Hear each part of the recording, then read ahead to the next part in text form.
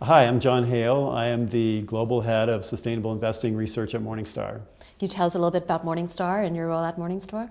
Sure. Morningstar is a financial research and investment firm that has been around for upwards of 30 years. Our mission really is to provide the tools and research and information that investors need to make better decisions. And sorry, I'm just going to change one thing. Sorry, Joanne. I'm just going to bring you closer. So, just about there. Let's try that. What, am I looking? You're looking at me. You're talking to me. Okay, good. Yep. That's what. The camera won't see me. Right. Just makes it easier. Yeah, got it. Yeah. All right. So we'll start from the top. No.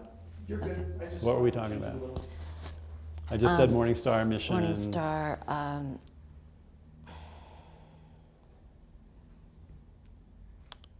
right. So, John, tell me a little bit about your role at Morningstar.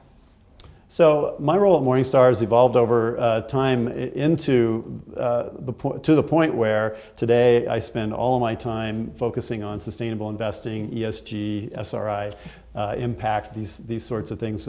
3 years ago, we launched the Morningstar Sustainability Rating for funds, and since then our ESG initiative has taken off in a number of different directions, and so that's what I spend my time on today. In the past, I've been a fund analyst. I've directed the manager research team at Morningstar. I've been part of our investment management group, managing fund-to-funds portfolios, and this is the best job ever. I can certainly tell you're passionate about it. And that passion all started back to your times teaching. Tell us a little bit about your history and where you started and what you're doing now, because there is a connection. Yeah, there's a connection. So I was originally a political science professor, and actually the very first day that I had my first academic job, we had a retirement session, and I'm sitting here thinking, I've just been through all these years of graduate school, and I'm ready to start working, and here we are talking about retirement. I had no idea why we were doing this. But anyway, in the session, there was a talk about mutual funds and variable annuities. First time I think I'd ever heard of either one of them. This is late 1980s, early 90s. And one of the choices was the TIAA-CREF social choice account. And they explained the connection there to what today I think we call sustainable investing. And at the time, it really spoke to me as a way of sort of connecting some of my sort of political and social viewpoints to this idea of investing. So I've been a SRI investor almost from the moment I ever even heard about what a mutual fund was. And definitely today, some of those social and political viewpoints are shaping the way in which people invest. Yeah, I think to a greater extent than before.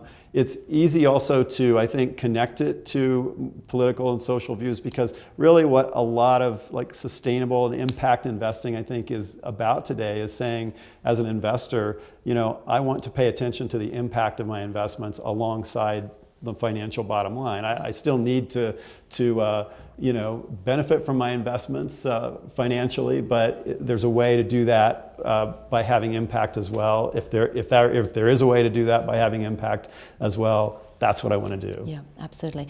And the SRI conference, you've been attending the conference for many years now. You've been actively involved and an advocate for what we do here at the SRI conference and community. What words would you have for the people who are attending for the first time? Well, I think for the first time attendees, there can't be a better place not only to learn about sustainable, responsible impact investing at the breakout sessions, at the plenary sessions and so forth from the podium, but to be able to talk to so many people that have been involved in this field for so many years, and for advisors in particular to be able to network with other advisors to learn more about the field. That's where a lot of the learning takes place at this conference, and it's really a great opportunity for anyone who wants to come up to get up to speed on sustainable, responsible, and impact investing. And there's certainly a wealth of knowledge here. People like yourself, I see that you have the SDG pin on your blazer. Can you tell us a little bit about the SDGs and what they mean to you for being in this space for a number of years, and what it means to you, and what it could mean to people who are attending this conference who maybe aren't as familiar with the SDGs as you are. Well, the SDGs are a UN-backed series of goals for global sustainable development. They were not particularly put together for investors. They're really for governments and NGOs and other areas to focus on these goals and to kind of serve as a framework for how sustainable development might proceed. But investors over the last couple of years have really embraced the SDGs as a way to help them understand the impact of their investments and hopefully to guide investments in a more positive direction. So, if you think about this kind of investing as being both about enhancing your bottom line as an investor, because there's a lot of evidence out there that considering, ESG or sustainability criteria can help performance.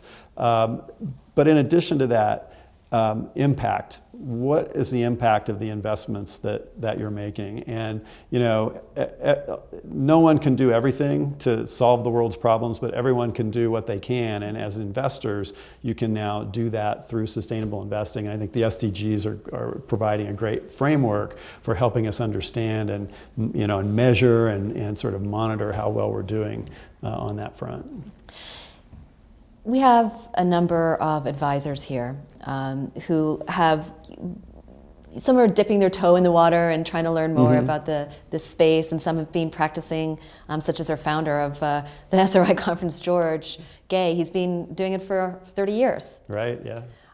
So for those who are just starting out, any thoughts, any words of wisdom for them? Well, it's number one, I think in a lot of ways it's easier than ever to get up to speed on this field. Coming to a conference like this, there's all kinds of courses and just there's so many there's so many white papers and just information. It's almost too much in a way. So in the past it might have been, boy, I'm interested in this. I can't find any other fellow advisor that's doing it. I don't know where to turn. Now it's almost information overload. So that's kind of a challenge, but that's a kind of a good challenge to have. I think the thing is to really understand that the investor, that so many investors, regardless of how old they are, I think are finding that sustainability is this concept that should be brought into investing in a more profound way than it perhaps has been in the past, and that they'll find a lot of prospective clients not only interested, but probably more of them interested and more of them more interested in the topic than they thought. So I think it's a tremendous opportunity for practice building because not a lot of advisors out there are really up to speed on the field, and so you still have a bit of a first mover advantage in a lot of places, I think. So I'd be very encouraged. I think it's an excellent opportunity for advisors to take on today. So after you leave this conference, I'm sure you're probably running to another conference, but what would you think could be the core takeaways for some of these advisors, the students that are here, the sustainability professionals, whoever's attending the conference? What would be the key takeaways for them?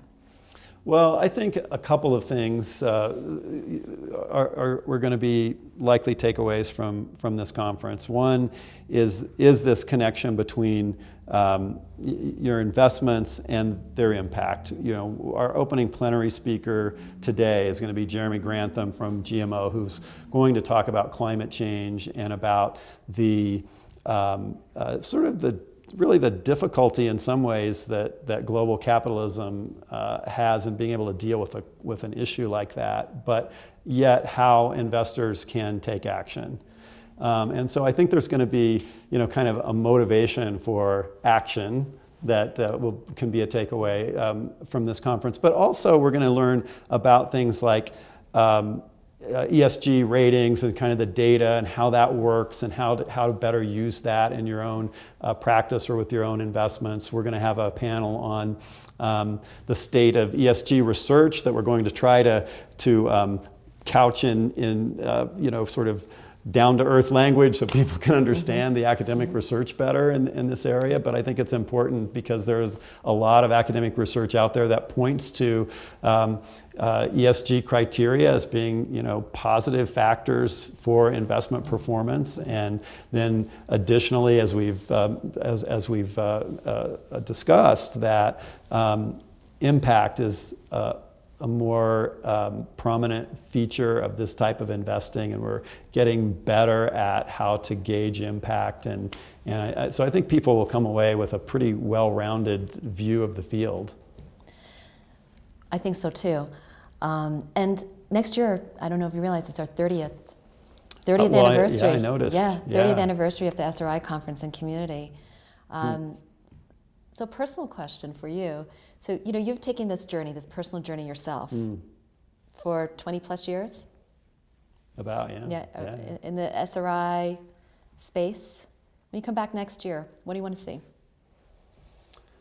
Well, when I come back next year, I want it to be bigger. I mean, it's been growing every year. In fact, the growth from the very early stages all the way to now, I think, has been pretty consistent year in and year out, but with even more growth in the more recent years. But I think I just saw online a prominent advisor blogger, Michael Kitsis, was mentioning the SRI conference as like the place to go if you're interested in sustainable investing. So I think there's no way for the 30th version of the SRI conference can't be the biggest and best ever. And I hope that we'll still be talking about, strong trends in towards more and more success for the field after another year is under our belts. After you leave the conference this weekend, what are your plans when you go back to the Morningstar office? How do you influence? Well, it's just with us, it's sort of onward and upward with our ESG initiative. So we're busy putting together ESG-oriented select lists for funds and pick lists for stocks so that investors will be able to sort of, better have an idea of what's a sustainable company out there. That's actually, I think, something that's kind of missing in all this. It's like a lot of those of us in the industry and asset managers who do this, they all kind of have an understanding of what they think a sustainable company is, but advisors and investors tell us, well, we'd like to have better stories and more specifics about what is it about a certain company that makes it sustainable and why is it in these portfolios. So we're going to try to focus on that in the not too distant future. And the other thing that we're doing, very important, is that we recently purchased a database of mutual fund proxy voting information. There's been a big increase in the number of environmental, social, and corporate governance-oriented shareholder questions that have been put on the ballots of companies for their annual meetings in the last several years. And we think it's very important to shine a light on how all mutual funds exercise their rights as owners of company shares in voting on these kinds of propositions. So we'll be focusing on that over the coming year as well. So you can share that with us next year. Yeah, hopefully so. Yeah. Thank you so much for joining us today. My pleasure. And for sharing your time with us. Yeah, thank you.